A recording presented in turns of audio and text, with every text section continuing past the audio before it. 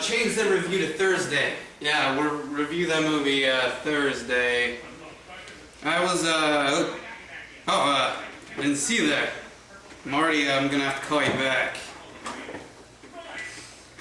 Hello, I'm David from Video Boys Reviews, and today we're gonna be reviewing Spider-Man 3.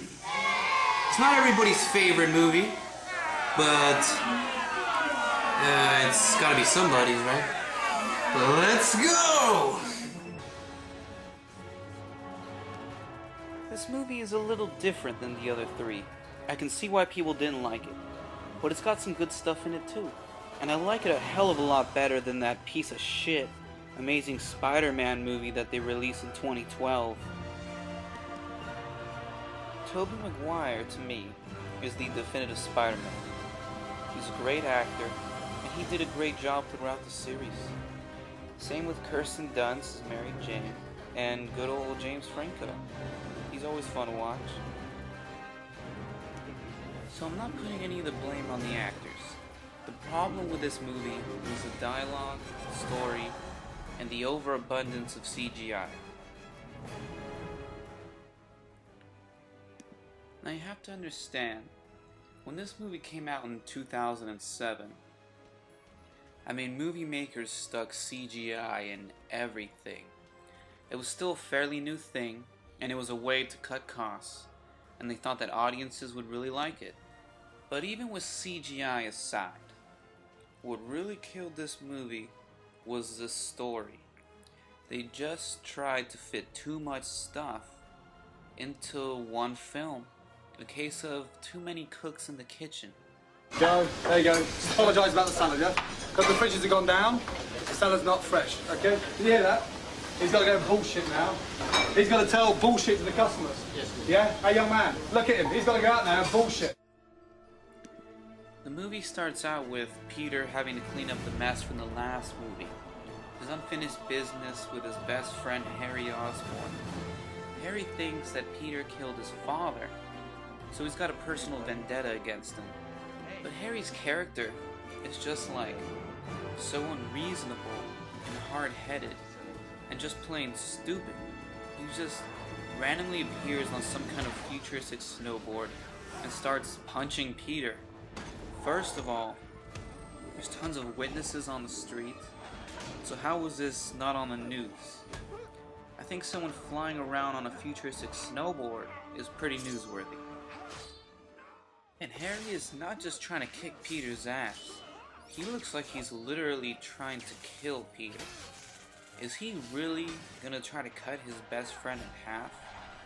How is he supposed to get away with this crime? Does he even care?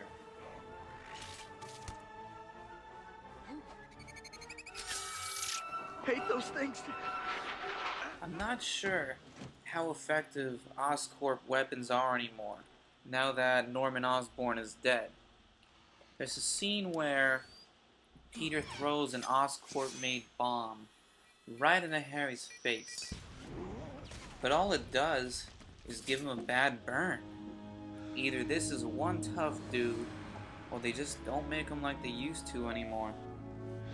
You don't deserve my help. Now comes a second part. Peter has to deal with the Sandman.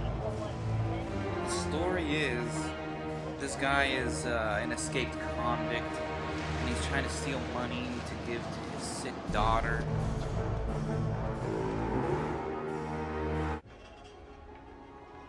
Not a bad person. Just had bad luck. Is this supposed to make me like him?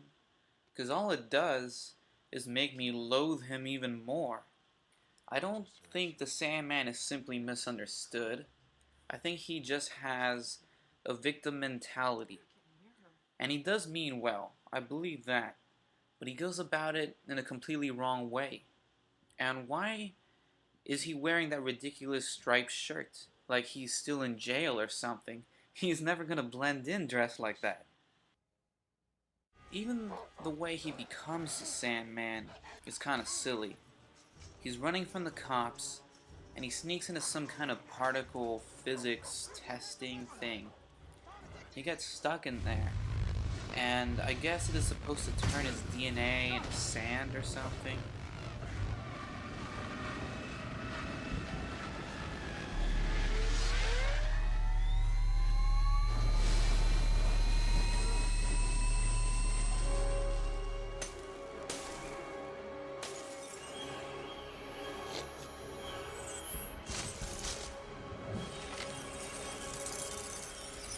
But first of all, how could the scientists let this happen?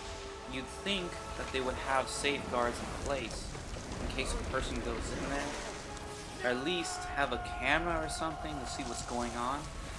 What the hell are the scientists even testing for? What is this thing supposed to do?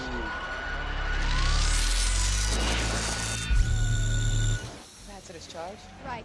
Donnie, we got a little fluctuation on one. There's a change in the silicon mass. That's probably a bird. It'll fly away when we fire it up. Initiating demolecularization.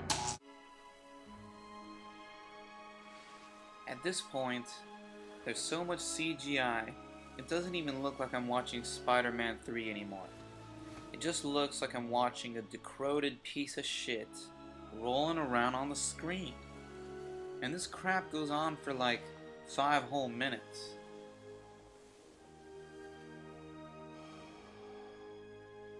And then afterward, he just goes about his day stealing again, as if this was just some small nuisance. That particle accelerator must have scrambled his brain or something, because if he has any intelligence left in him, he would sue the shit out of that science lab for turning him into sand. I mean, his money problems would be over, but all he does is go off to steal more stuff.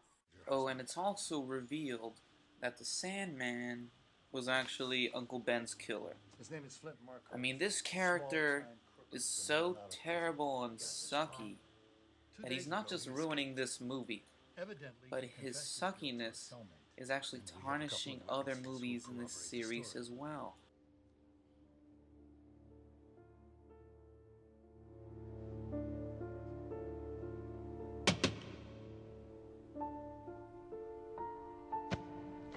No, wait, son. You don't want to do this.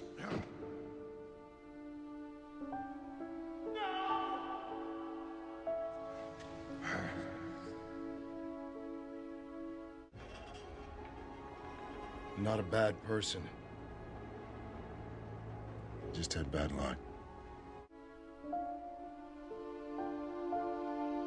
Hey, get in! What are you doing?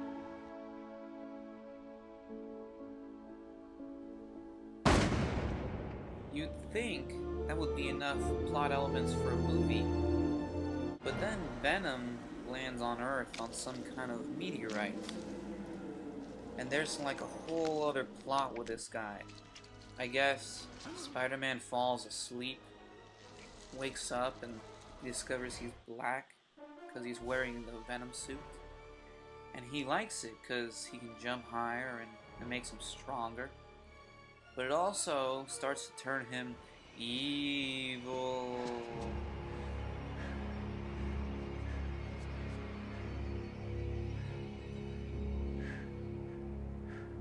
Like he starts being mean to his landlord and stuff. Leave me alone. Give me rent. You'll get your rent when you fix this damn door! I like how the landlord doesn't get mad at Spider-Man, and he just assumes he's in some kind of trouble. He is a good boy. He must be in some kind of trouble. A lot of people didn't like when Spider-Man started to turn emo, and he's doing funny dances. He's trying to act cool in the club, but I have no problem with it.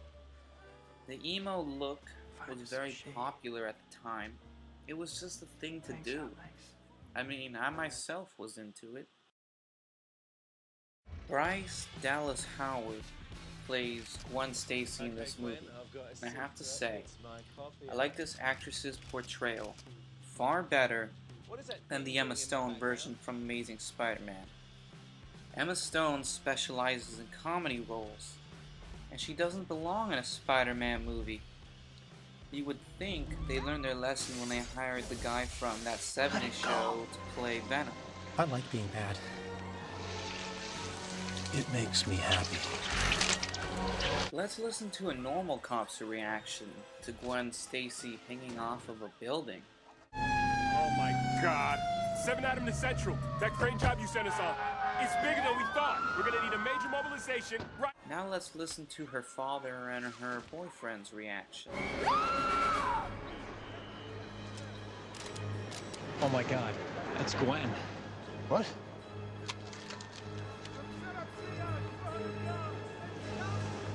What's she doing up there? The funeral scene at the end, I feel, is symbolic. It's not just the death of Harry Osborn, it's the death of a great series. Although this movie wasn't the best, it wasn't that bad either, and I'd rather see this movie any day over this catastrophe again. But then again, that's just my opinion. Whatever comes our way, whatever battle we have raging inside us, we always have a choice. My friend Harry taught me that. He chose to be the best of himself. It's the choices that make us who we are, and we can always choose to do what's right.